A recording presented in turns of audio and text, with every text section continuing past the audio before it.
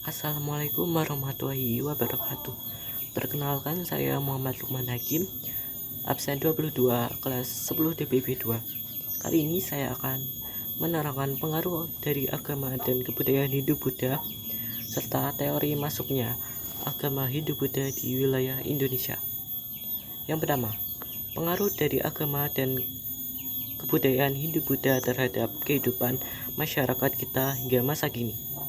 Pengaruh yang pertama pada aspek bahasa dan tulisan. Pengaruh terbesar dari kebudayaan India di Indonesia yaitu budaya aksara. Sebelum kebudayaan Indonesia masuk, masyarakat kita belum mengenal tradisi aksara, karena sampai saat ini tidak ditemukan bukti apapun tentang aksara lokal yang lebih tua daripada aksara yang datang dari India. Salah satu pengaruh Hindu di bidang politik yaitu munculnya konsep Dewa Raja. Konsepnya adalah seorang raja diyakini sebagai titisan atau reinkarnasi dewa. Konsep ini mengesahkan pemutusan kekuasaan pada raja. Dari konsep itu pula Indonesia mulai mengenal sistem pemerintahan kerajaan dengan raja sebagai pemimpin tertinggi. Aspek agama dan sosial. Sebelum pengaruh Hindu-Buddha masuk, masyarakat kita telah mengenal sistem kepercayaan, animisme, dan dinamisme. Pengaruh Hindu dan Buddha juga memengaruhi aspek tradisi lokal masyarakat kini. Contoh tradisi yang masih ada sampai saat ini misalnya adalah upacara ngaben yang dilakukan umat Hindu di Bali. Ngaben adalah ritual pembakaran jenazah. Api yang membakar dipercaya sebagai penjelmaan Dewa Brahmana yang bisa membakar semua kotoran yang melekat pada jasad dan roh orang yang telah meninggal. Pengaruh masuknya kebudayaan Hindu-Buddha di Indonesia di bidang arsitektur bangunan adalah munculnya bangunan-bangunan berupa candi-candi yang ditemukan di Indonesia. Candi-candi di Indonesia pada umumnya memiliki tingkatan, yaitu bagian dasar atau bahwa bangunan lebih besar hingga mengerucut lebih kecil tingkat atasnya. Candi-candi bercorak Hindu umumnya berfungsi sebagai makam para raja abu. Jenazah para raja atau keluarga kerajaan dimakamkan di candi, sementara candi Buddha berfungsi sebagai tempat ibadah, seni rupa, dan seni ukir. Masuknya pengaruh India juga membawa perkembangan dalam bidang seni rupa, pahat, dan seni ukir.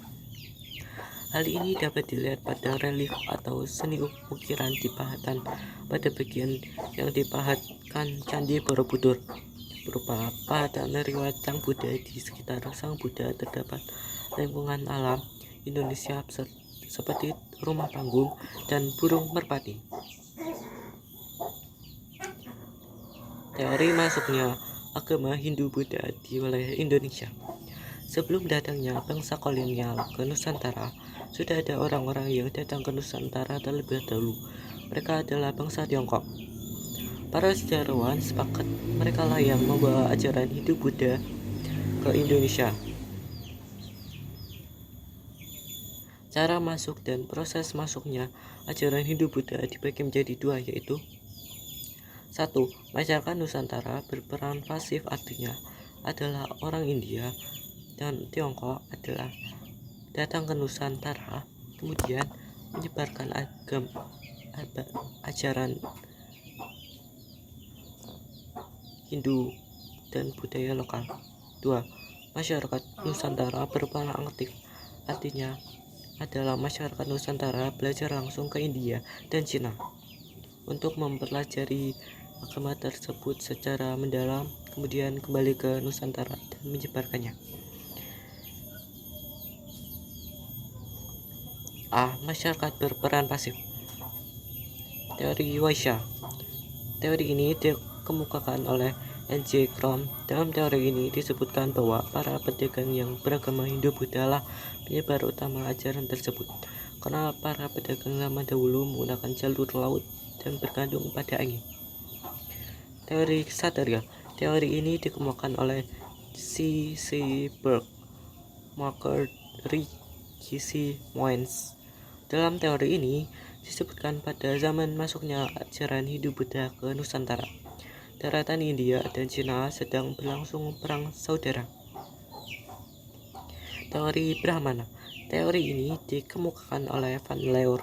Ia mengemukakan bahwa para kaum Brahmana diundang datang ke Nusantara karena ketertarikan raja-raja yang berkuasa dengan ajaran agama Hindu dan Buddha, sehingga raja-raja tersebut mendatangkan para kaum Brahmana untuk mengajarkan agama Hindu Buddha tersebut untuk raja dan rakyat Nusantara. B. Masyarakat berperan aktif. Teori arus balik. Teori arus balik dikemukakan oleh F.D. Boers. Teori ini berasumsi bahwa perkembangan ajaran Hindu Buddha yang pesat di India, kabarnya sampai ke Nusantara dan kemudian menarik minat para kaum terpelajar di Nusantara untuk berguru ke India.